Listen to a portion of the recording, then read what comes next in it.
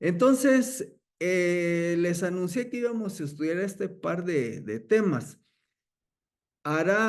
Yo me atrevo a pensar que unos 10 años esto no sonaba mucho y como escribí por ahí en el chat, antes de la pandemia, un hermano en la iglesia me hizo el comentario de qué opinaba de esto, ¿verdad? Pero no había oído esas palabras y entonces ya poco a poco me empecé a familiarizar con esto. Bueno, el cesacionismo y el continuismo. Vamos a ver algunas definiciones sencillas de cada uno de los dos.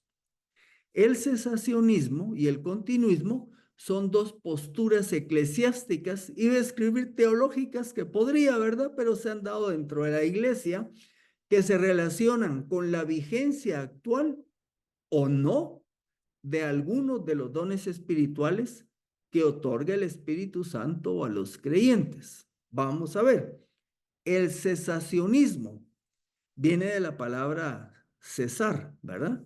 No César, sino cesar, ¿verdad? De detenerse, de parar, ¿verdad?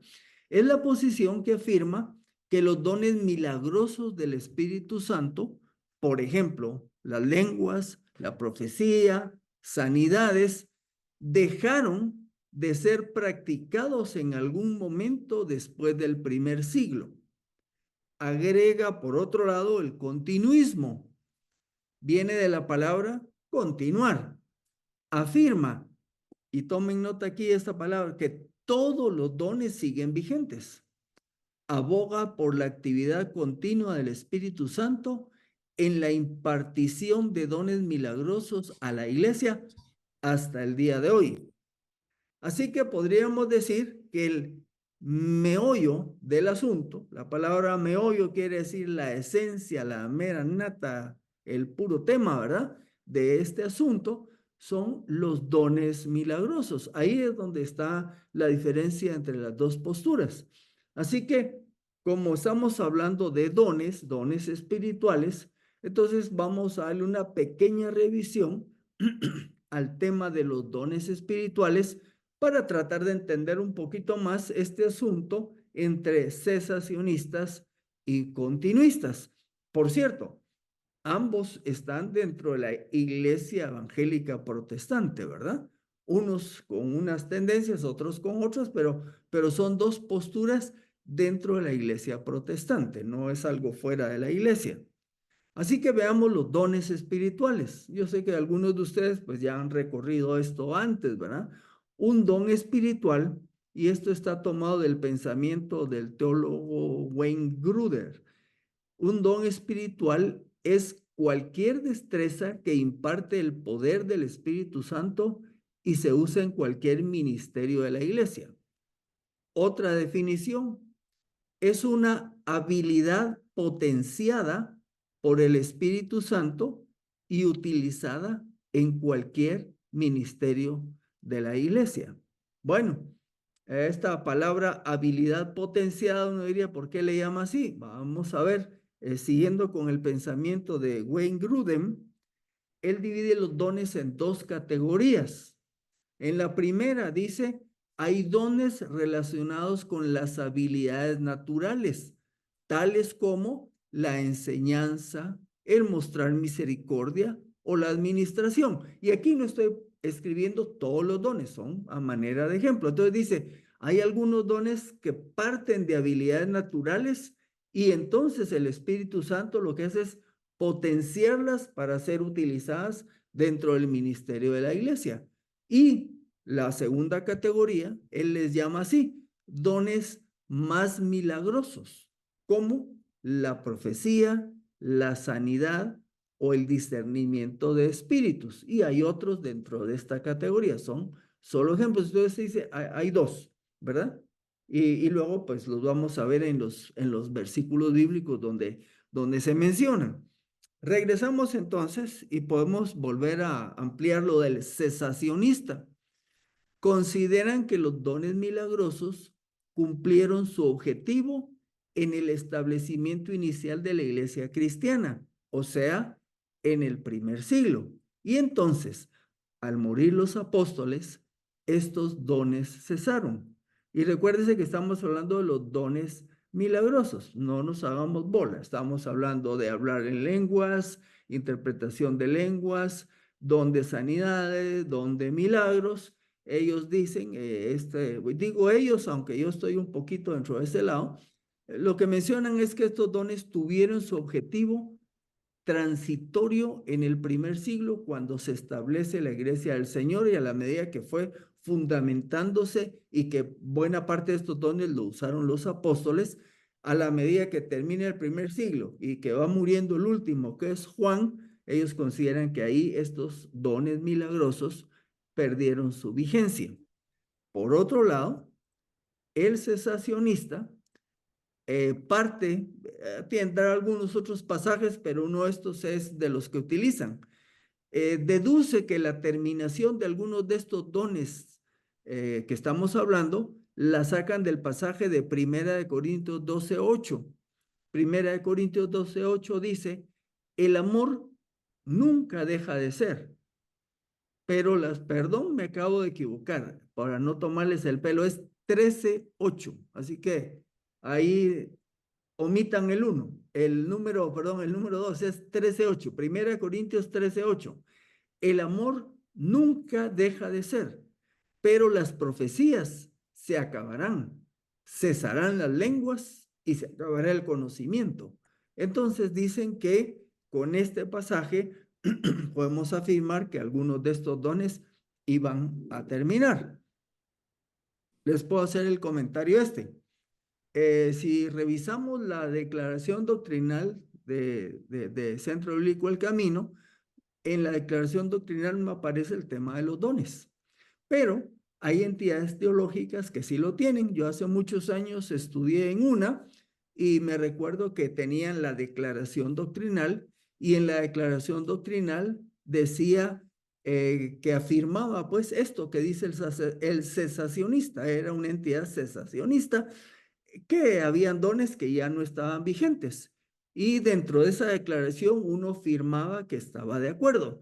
Entonces me recuerdo que hablé con el director de la entidad, era conocido, había sido mi maestro de escuela dominical, y le dije, mira, en función del pasaje bíblico, de como dice la Biblia, yo no puedo hacer esa afirmación. No estoy diciendo que no sea así. Lo que quiero aclarar, le dije fue, no puedo afirmar que ya cesaron basándome en este pasaje. No creo que sea la aplicación adecuada. Por cierto, me dijo, bueno, no tengas pena porque está entrando a primer año. Y este era un requisito cuando uno llegaba al tercer año. Y como no llegué al tercer año, pues no tuve ningún problema con tomar una decisión al respecto, ¿verdad? Pero en unos años anteriores esto era algo muy fuerte, y yo les escribí que la iglesia donde yo inicié mis primeros pasos como creyente, pues estaba dentro de esta línea, era una iglesia centroamericana y como tal, pues está dentro del campo del cesacionismo. Ahora, por otro lado, el continuista cree que todos los dones del Espíritu Santo mencionados en el Nuevo Testamento son para todo el periodo, desde Pentecostés hasta que regrese el Señor.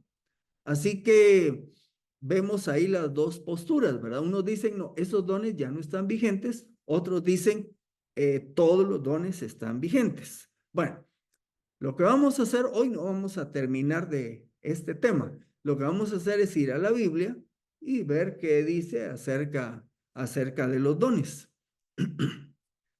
Veamos los pasajes en donde se mencionan. Les voy a dar unos 3 números para ver si eso nos ayuda. 12, 4, 12. ¿Y eso qué quiere decir? Bueno, son los capítulos de 3 de los libros del Nuevo Testamento donde se habla de los dones. 12 va a ser Romanos 12. 4, Efesios 4. Y el otro 12, Primera de Corintios 12. Así que vamos allá. No sé si vieron las lucecitas, no las puse yo. Bueno, Romanos 12. Vamos a los versículos 4 y 5. Dice Pablo, Y por cierto, todos estos pasajes son escritos por Pablo.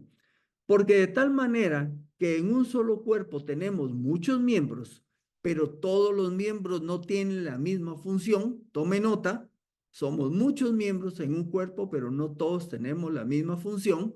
Así nosotros, siendo muchos, somos un solo cuerpo en Cristo, pero todos miembros los unos de los otros.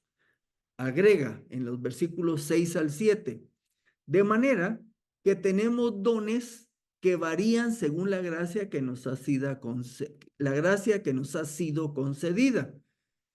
Y anoté en rojo los dones que son los que están en cuestión, que son los milagrosos, digamos, ¿verdad? Entonces dice Pablo, si es de profecía, úsese conforme a la medida de la fe. Si es de servicio, en servir. El que enseña, úselo en la enseñanza. Ahí arribita escribí 7 dones. Profecía, servicio, enseñar, y en los siguientes versículos veremos los demás. El que exhorta con la exhortación, en exhortación, el que comparte con liberalidad, el que preside con diligencia y el que hace misericordia con alegría. De esta lista que aparece en Romanos, solo marqué uno en rojo, que es el que dice que es de profecía, que vamos a verlo en otros pasajes. Este, diría un continuista, todavía está vigente. Un cesacionista, no, este don ya no está vigente. Vamos al segundo pasaje. Efesios 4. Empezamos en los versículos 4 al 6. Hay un solo cuerpo y un solo espíritu, así como han sido llamados a una sola esperanza de su llamamiento. Hay un solo Señor, una sola fe, un solo bautismo, un solo Dios y un Padre de todos, quien es sobre todos, a través de todos y en todos. Bueno, hay un escritor que escribe un artículo ahí en la página de Coalición por el Evangelio y él dice, podemos abordar el tema de estas dos posturas viendo qué es lo que tienen en común, ¿verdad? Bueno, tanto el cesacionista como el continuista tienen en común que creen que la Biblia es la palabra de Dios, que es inerrante, como ya lo estudiamos anteriormente, que es inspirada, y en este versículo todo lo que dice que es uno, los dos grupos creen lo que dice este versículo, o sea, tenemos todo eso en común. Continúa Pablo y agrega, sin embargo, y puse en otro color esto, dice, a cada uno de nosotros, porque si nos hiciéramos la pregunta, ¿hay creyentes que tienen un don y otros que no?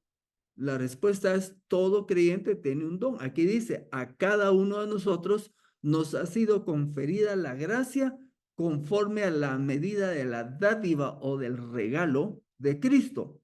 Por esto dice, subiendo a lo alto, llevó cautiva la cautividad y dio dones a los hombres. Y aquí va a mencionarlos ya. Y él mismo, el Señor Jesús, constituyó a unos, y ahí está en rojo, apóstoles, a otros profetas, a otros evangelistas y a otros pastores y maestros, a fin de capacitar a los santos para la obra del ministerio, para la edificación del cuerpo de Cristo. Bueno, yo arribita anoté 4 o 5 dones, porque si ustedes se fijan, apóstoles, profetas, evangelistas, y algunos dicen pastores y maestros, y otros dicen que pastores y maestros es uno solo, entonces se quedan con 4. Como sea, 4 o 5, ¿verdad? Están en rojo apóstoles y profetas, porque un cesacionista dice que este ya no está funcionando, ya no está vigente, ¿verdad? Y los otros, pues los otros sí. Ahora noten, ¿cuál es el objetivo de los dones? Eso no se nos debe de olvidar. El objetivo de los dones es capacitar a los santos para la obra del ministerio. Es que cada creyente sea capacitado para desarrollar su función dentro y fuera de la iglesia. Ese es el ministerio, ¿verdad? El ministerio es tanto dentro de la congregación como fuera de la congregación en el medio en que nos rodeamos. Ese es nuestro ministerio. ¿Y cuál es el punto hasta donde debe llegar? Para la edificación del cuerpo de Cristo. Bueno, o sea que es cualquiera que tenga un don, el objetivo de ese don es capacitar a otros creyentes para que el cuerpo de Cristo, la iglesia, una iglesia local, y pues será todas las iglesias, sean edificadas. Ese es el objetivo. O sea, si alguien tiene un don que no contribuye a la edificación del cuerpo de Cristo, pues es inútil, me explico, porque el don es para edificar el cuerpo de Cristo. Y ahora nos brincamos al otro pasaje, que es el otro capítulo 12, que está en Primera de Corintios. Y empezamos con los versículos 4 al 7. Ahora bien, dice Pablo, hay diversidad de dones, pero el Espíritu es el mismo. Pero a cada cual, una vez más, pregunto, ¿a quiénes se les ha dado un don? Ahí dice, a cada cual, o sea, a cada uno les da manifestación del Espíritu para provecho mutuo. Si alguien me dice que tiene un don con el cual él solito se edifica, me cuesta un poquito porque ya vimos que es para edificación del cuerpo de Cristo. Aquí dice que es para provecho mutuo, que es para capacitarnos para el ministerio. Para eso es que Dios nos ha dado uno o más dones. Continúa el pasaje. Y aquí escribí 9 dones, los que lo conté ahí, porque a cada uno se le da, perdón, porque a uno se le da palabra de sabiduría por medio del Espíritu, pero a otro palabra de conocimiento, según el mismo Espíritu, a otro fe por el mismo Espíritu, y a otro dones de sanidades por un solo Espíritu. Entonces ya se los puse en rojo, el don de sanidades. Y aquí, en la lista que sigue, vamos a ver más.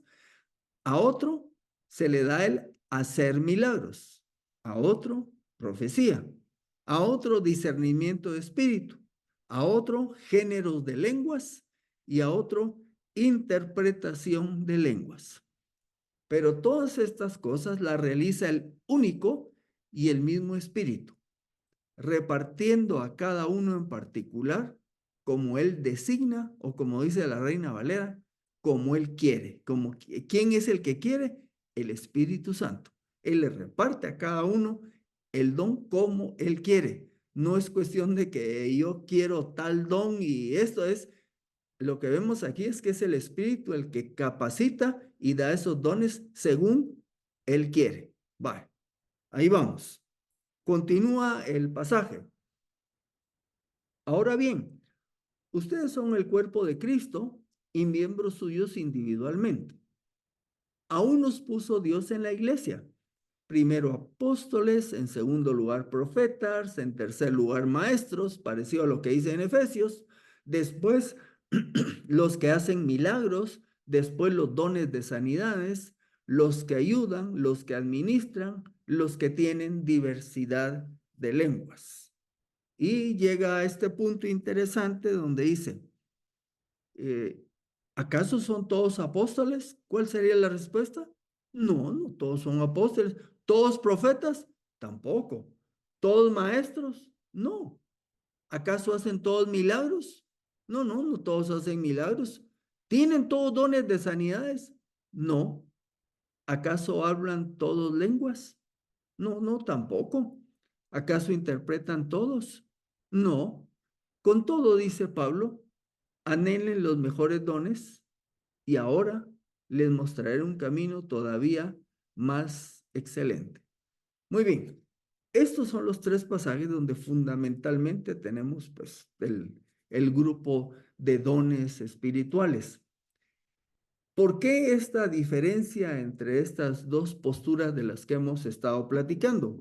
Bueno, a los que ya tienen algún tiempo de bregar por la obra del Señor, se recordarán que parte de esta situación surge del movimiento pentecostal. El movimiento pentecostal va surgiendo en el siglo XX, hay varios lugares donde se considera que tuvo sus inicios, fundamentalmente en Estados Unidos, y de ahí se propagó. Y entonces en las iglesias pentecostales se reprodujeron experiencias como la que se tuvo en Hechos 2 cuando previo a que Pedro predique, cuando están los 120 reunidos en el aposento alto, y se nos dice que vino el Espíritu Santo sobre cada uno de ellos, se vieron como lenguas como de fuego repartidas, y entonces el pasaje nos dice que los que estaban ahí empezaron a hablar en diversas lenguas, ¿verdad? Y ustedes recordarán que en Hechos 2 había gente por la festividad que había en Jerusalén en ese momento, que era la de Pentecostés precisamente, que tenía que ver con las cosechas y todo. Había gente que había, ¿cómo se dice? Cuando hacen una caminata por un motivo religioso, ¿verdad? No son migrantes, pero es otra palabra que se me olvidó. Venían, Peregrinación. peregrinación esa, gracias. Ellos habían peregrinado de los lugares donde vivían, norte de África, parte del Imperio Romano, griego, el este, y ese día ellos escuchan las maravillas de Dios, cada uno en su propia lengua, y Hechos 2 menciona los distintos idiomas en que ellos lo escucharon. Bueno, pues eso está en la Biblia. El fenómeno que se da en las iglesias pentecostales es que hablan de una presencia del Espíritu Santo manifestada con el hablar en lenguas. Y esto, a la medida que sucede y avanza, fortalece la posición de las iglesias que tienen un enfoque cesacionista, diciendo que no puede ser, porque eso fue para el inicio. No vamos a terminar como les dije hoy, solo son unas pinceladas para que nos den contexto. Entonces ya les dije algunas cosas. Por ejemplo, el bautismo del Espíritu Santo es un hecho único en la vida del creyente. Cuando una persona cree en Cristo, el Espíritu Santo toma posesión de esa persona y produce el nuevo nacimiento. Ese es el bautismo del Espíritu Santo. Hay algunas iglesias que hablan de dos eventos. Dicen, una cosa es creer en Jesucristo y otra cosa es ser bautizado por el Espíritu Santo. Entonces ellos creen que un creyente cuando cree en Cristo, ahí nació de nuevo, pero necesita, y le llaman algunos, una segunda obra de gracia. Y entonces después de creer en Cristo y nacer de nuevo, la segunda obra de gracia es que el Espíritu Santo lo bautice.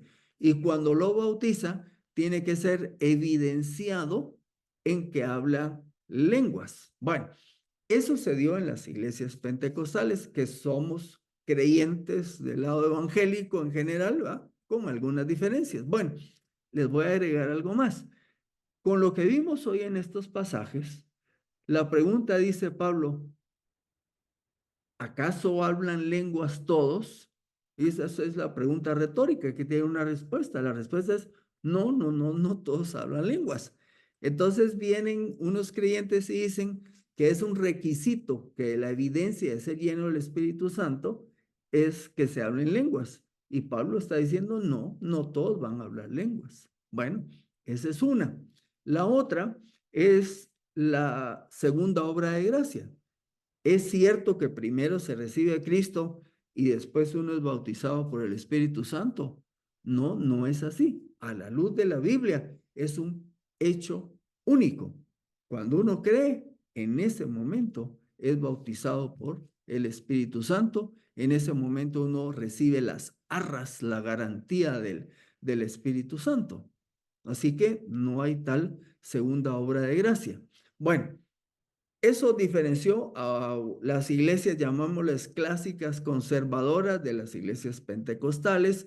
Les puedo ubicar las iglesias presbiterianas, bautistas, centroamericanas, y algunas otras, versus toda la gama de iglesias pentecostales. Se diferenciaban en eso. Sin embargo, no usábamos la palabra ni cesacionista ni continuista. Eso empezó a tomar un poco de auge ya en este presente siglo XXI, porque ahora hay algunas iglesias que normalmente han sido conservadoras teológicamente, que de algunas de ellas ahora están tomando la posición continuista. Les voy a explicar por qué. Se ha dado ahora con el movimiento misionero a nivel mundial que han estado sucediendo eventos extraordinarios en otras culturas y en otras regiones, eventos extraordinarios que nosotros no mirábamos, por lo menos aquí de este lado. Voy a hablar de Norteamérica, Centro y Suramérica, ¿verdad? En las iglesias evangélicas conservadoras no se miraban este tipo de eventos. Estas iglesias mandan misioneros a otros lugares diferentes y los misioneros empiezan a contar que están pasando cosas diferentes. Si quieren, para poner un ejemplo local, el día que recibimos el testimonio de nuestro par de misioneros que están en Oriente, y no mencionamos el nombre por razones de tranquilidad para ellos, ¿verdad? Ellos nos cuentan que como parte del proceso de evangelizar, pues nos hablaron de una señora que estaba enferma y que fue sanada. Y si usted quiere más extraordinario, de un hombre que no miraba de un ojo y que después miró. Y ellos mismos dando su testimonio nos dicen, bueno, así como con mucho cuidado porque ustedes no están muy acostumbrados a oír estas cosas, ¿verdad?